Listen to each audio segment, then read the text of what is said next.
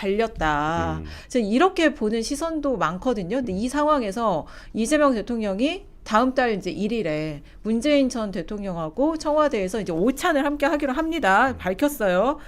근데 그 상황과 또 어떤 상황에 맞물려 있냐면 정청래 전 대표가 이제 사실상 당대표직 사퇴를 하고 거의 무슨 출마 선언을 했잖아요.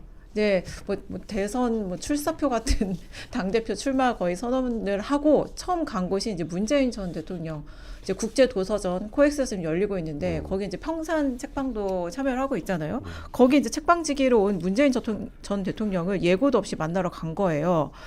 근데 전직 대통령을 만날 때 최소한 일정 협의를 하잖아요. 그게 예의고 그게 관례잖아요. 그래서 이제 문재인 전 대통령 시절에 함께 청와대에서 일했던 윤건영 의원이나 고민정 의원이 야 이럴 수 있느냐 이거 일정 협의 안 된 거다. 윤건영 의원 일단 얘기했어요. 이거 정청래 의원 문재인 전 대통령이 만나고 싶어서 만난 게 아니다. 그리고 고민정 의원도 오늘 이제 라디오 장성철의 네, 뉴스명당에 출연해서 아주 이제 자신의 얘기를 노골적으로 얘기를 했습니다. 대통령의 참모였다면 문 전 대통령 참모였다면 나는 안 만나는 게 맞다고 판단했을 것이다. 그러니까 이게 정청래 대표가 문재인 전 대통령 이용하고 있는 거죠. 100%죠. 그러니까 정청래 의원만 이용하는 게 아니라 지금 뭐 문조 어레우라고 할게요. 털 빼고. 네. 이게 털이라면 좀 이게 멸칭 같아서. 아 근데 원래 털보라고 그게 애칭이었다고 하긴 하던데 어쨌든 문조 어레우 저도 문조 어레우인데 문조 어레우 같은 경우 이 세력들 중에 문은 빼야 돼요. 조도 좀 빼야 돼요. 어레우가 지금 이용하는 거죠. 특히나 전직 대통령을 본인들의 이번 따지고 보면 이재명 대통령과의 친명과의 싸움에서 네. 개인으로 싸우기에는 부담감이 크니까 네. 전직 대통령을 끌어들여서 세력 간의 싸움을 지금 구도로 짠 거예요. 그 부분에 대해서 문재인 전 대통령은 불쾌하죠. 안 불쾌하겠어요? 내가 언제 지금 현직 대통령이 국정을 못한다고 했어. 네. 유시민 작가도 지금 다스베에 나가서 그런 얘기 하잖아요. 이재명 대통령이 국정을 잘못 가고 있다. 그러면은 문조 어려우면 문재인 전 대통령까지 도매급으로 가는 거예요. 네. 대단히 안 좋은 겁니다. 그래서 이런 부분들을 친문들은 지금 우려하고 사실 7월 1일 날 일정 잡는 부분들 대통령과 이재명 대통령과 손절각이에요. 이제 정청래와 손절하겠다. 나는 손 든다. 날 이용해 먹지 말고 굉장히 의도가 불순해서 안 좋다라는 거를 저는 일정을 통해서 얘기하는 거고 거기에 불을 붙였던 것은 그렇지 않아도 문재인 전 대통령은 불편한데 정청래 의원이 일정도 조율 안 됐는데 무슨 김은국 씨도 아니고 막 들이대. 안 그래요? 또 언론 다 카메라 다 끌고 갔죠. 다 끌고 갔잖아요. 일부러. 그러니까 고민정 의원도 얼마나 황당하겠어요. 누가 보더라도 의도가 분명한데 가만히 있는 전직 대통령을 본인들의 전당대회에 끌어들여갖고 이용해 먹으려는 게 보이잖아요. 네. 괘씸하죠. 저는 이런 부분들은 이게 정청래식 아니면 유시민 김어준식의 정치인가? 아니다. 그러면 안 돼요. 문재인 전 대통령도 상당히 부담스러울 것이다. 그래서 문조 어레우 중에 문을 남기고 싶다면 여기는 문재인 전 대통령이 아니라 문정복. 그 정도로 급이 높습니까? 아니 최근에 발언 자체가 들어가도 되겠더라고. 왜냐하면 대한민국의 선장은 이재명 대통령이지만 민주당의 선장은 정청래 대표다. 완전히 당정 분리를 해버렸더라고. 아니 근데 그래도 이 다 한 가닥씩 하시는 분들이었잖아요. 이 문을 뒤로 넣으세요, 문정국. 그럼 어레유문? 조어레유문? 조어레유문? 어렵다 어려워. 출연 인물이 많아가지고. 근데 저는 정청래 의원이 잘했다라고는 생각하지 않습니다. 근데 다만 정치인이기 때문에 선거전이 다가오면은 뭐라도 해야 돼요.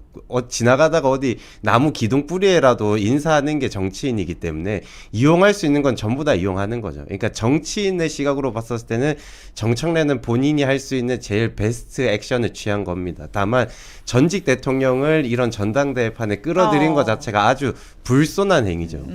다만 이제 우리가 지난 보궐선거 때 평택 선거를 보면은 문재인 전 대통령께서 이제 조국 후보에 이제 뭐 좋아요를 눌러준다거나 그다음에 이재명 대통령 지지자들께서 만든 용어가 이제 문조 털은 싫다고 하시니까 어레유라고 한 게 있기 때문에 이미 구도는 그렇게 잡혀 있는 게 어쩔 수 없긴 해요. 왜냐면은 이게 이 구도를 만든 게 꼭 그러면은 김어준과 정청래 유시민이 만들었냐? 친명 쪽에서도 그렇게 바라보는 시각이 사실 있지 않습니까? 그렇기 때문에 문재인 대통령도 많이 비판들을 하고 계시고 다만 이제 이재명 대통령과 이제 만찬이 예정되어 있고 그다음 또 오찬이 예정되어 있고 문재인 대통령께서도 그거에 대해서 불편한 기색을 요즘에 이제 표현한다고 하시고 있기 때문에 지금 친문에서 유명한 정치인이 윤건영 의원이나 고민정 의원이 직접 나서서 SNS에서 이제 이런 비판적인 글을 쓰긴 했는데 어쨌든 정청래 의원 입장에서는 지푸라기라도 잡아야 되는 심정이기 때문에 이런 식의 구도를 계속 끌고 가고 싶을 겁니다. 그렇기 때문에 7월 1일 날 오찬이 지난다고 하더라도 본인이 문재인 대통령을 뭐 예방을 한다거나 노무현 대통령이 계신 곳에 이제 봉하마을에 찾아간다거나 이런 식의 진영 대 진영의 그 구도를 계속 만들려고는 할 것 같아요, 저는. 네, 그 문조 어뢰의 분화 이따가 좀 더 얘기를 해볼 텐데 저는 그 정청래 전 대표가 계보를 엄청 강조를 하잖아요. DNA.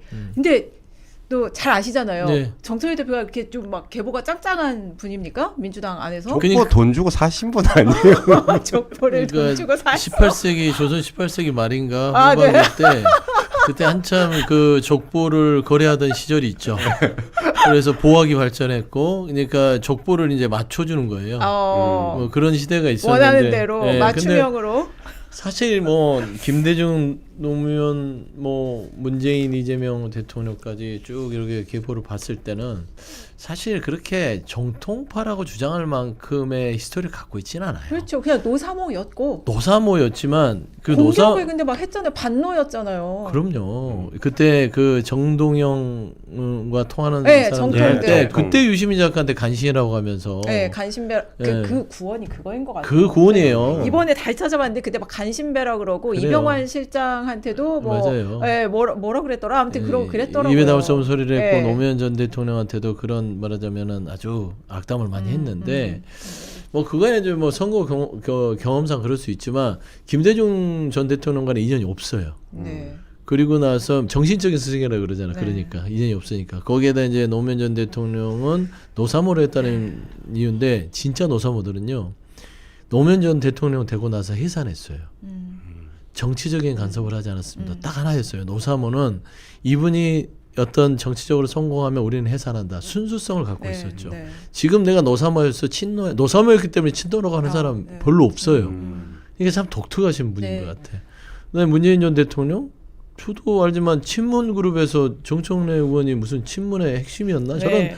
그런 적이 없거든요. 제가 10수년을 국회에 있었지만 네. 친문 아니었어요. 네. 그러니까 어느 사실 계보에도 이른바 적통이다. 없어요. 그러니까 고민정 의원이 그러잖아요. 정청래 전 대표가 친노, 친문계 적통협을 강조하고 있다는 이제 그런 질문을 받으니까 과연 그분들이 인정을 하실까? 노무현 전 대통령이나 문재인 전 대통령이 인정을 과연 하겠냐? 그런 얘기를 하죠. 족보는 살 수 없어요 지금 시대에는. 지금 특히 정치적 족보는요. 18세기나 가능한 일이다. 18세기나 가능한 일. 족보를 샀다고 거의 주장하고 있기 때문에 그러니까 서자도 아니고 거의 계급을 지금 위장하고 있는 거지 않습니까? 아, 위장 계급이다. 근데 이런 걸로 본인이 당대표가 돼야 된다라고 주장하는 것 자체가 18세기 때 사람처럼 얘기하는 거죠. 네. 사실 뭐 중도 실용 이런 거 얘기하고 있는데 대통령이 지금 와가지고 내가 주류다, 적통이다, 뭐 동교동, 뭐 그다음에 586 운동권, 친노, 친문 거기에 또 친노, 친문이 등장해가지고